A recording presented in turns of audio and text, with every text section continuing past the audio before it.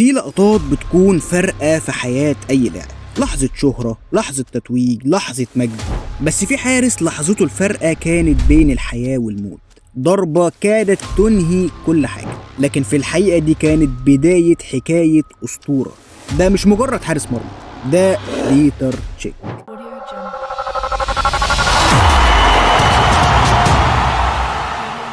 الحارس اللي كسر الجمجمة وكسر الأرقام، اللي واجه أقوى المهاجمين في أوروبا وما خافش. والنهاردة هنغوص في رحلة بقى مش عادية، رحلة عن بيتر تشيك. بيتر تشيك اتولد سنة 1982 في مدينة بليزن في تشيكوسلوفاكيا. كان طفل رياضي بيلعب كورة والهوكي والمسرح، أيوة كان بيحب التمثيل كمان.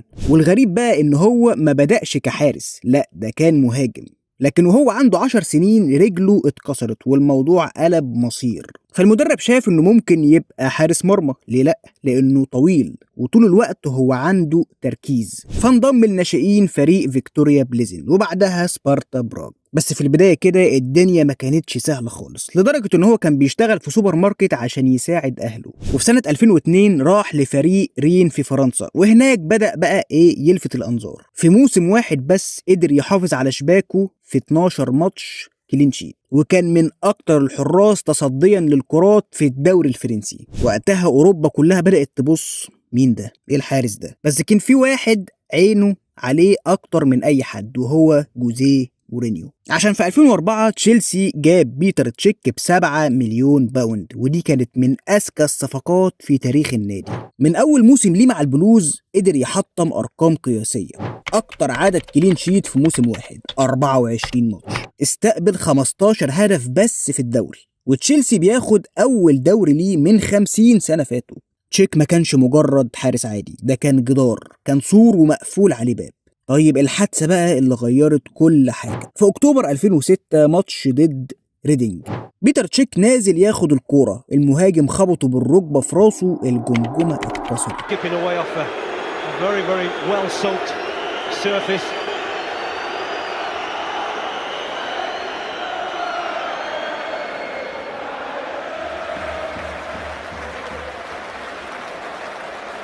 راح على المستشفى ودخل في عملية طارئة، والدكاترة قالوا لو كان اتأخر دقيقة كمان كان مات. واتحطت في جمجمته شريحة معدنية، ومن بعدها بقى بيلعب بخوذة واقية اللي هو اتشهر بيها طبعا. في ناس كتير قالت خلاص تشيك مش هيرجع تاني، بس تشيك رجع وبنفس المستوى ويمكن كمان أفضل. في دوري الأبطال 2012 في حالة خرافية، صد ضربة جزاء من روبن في الوقت الإضافي، وصد ضربات الترجيح، وحافظ على الأمل لحد ما دروجبا خلصها. والنتيجة ان تشيلسي اول مرة في تاريخه ياخد دوري الابطال. ودروجبا بيقول بعديها احنا كسبنا دوري الابطال عشان ربنا كان بيدينا مكافأة على اللي عمله بيتر تشيك. من ضمن المواقف الصعبة اللي مر بيها بيتر تشيك، في 2007 حصل له ارتجاج تاني لكنه اصر انه يلعب. وفي 2010 اتصاب اصابة قوية في الركبة ورجع بعدها بأداء افضل. جوزيه مورينيو قال عنه اكتر حارس محترف اشتغلت معاه، لو الفريق كله زي تشيك الدنيا كانت هتبقى سهلة جدا. ويجي بعدها وقت الانتقال لارسنال في موسم 2015، بعد ما بقى الاحتياطي لتيبو كورتوا قرر ان هو يسيب تشيلسي ويروح لارسنال، وقال انا ما كنتش هقبل ابقى مجرد بديل. وفي اول موسم ليه فاز بالدرع الخيرية، وبيحقق رقم جديد، اكتر حارس حافظ على شباكه نظيفة في تاريخ البريمير ليج، 202 كلين شيت. ورغم انه كان في سن كبير فضل يقدم اداء ثابت ومحترم. نيجي بقى للحظة الوداع، او لا يعني تعال نشوف. في 2019 بيتر تشيك يعلن اعتزاله رسميا، لكن الغريب بقى بعدها راح ينضم لفريق هوكي جليد في انجلترا. والله العظيم، لانه كان دايما بيحب اللعبة دي، وقال انه حلمه من زمان ان هو يلعبها ودلوقتي يقدر يجربها. وكمان رجع يشتغل في تشيلسي كمدير فني للجانب التقني، وكمان كان ليه دور كبير في اختيار ادوارد ميندي بدل كيبا.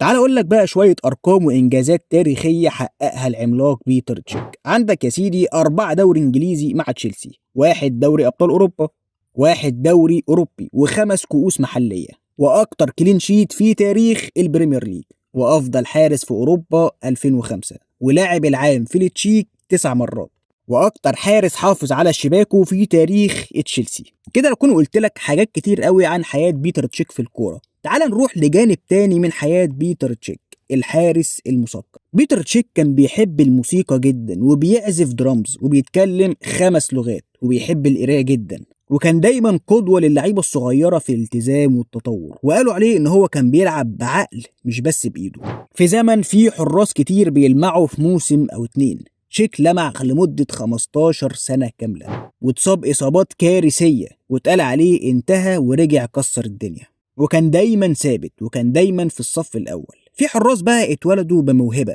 وفي حراس تانية اتحملت عليهم ضغوطات كتير، بس بيتر تشيك ده اتحمل الموت نفسه ورجع من جديد، ويمكن رجع أقوى من الأول. فبس كده يا سيدي، دي كانت حكاية النهاردة عن الأسطورة بيتر تشيك. فما تنساش بقى لو عجبك الفيديو تدوس لايك وسبسكرايب عشان يوصلك كل جديد أول بأول. وبس كده يا سيدي، سلام.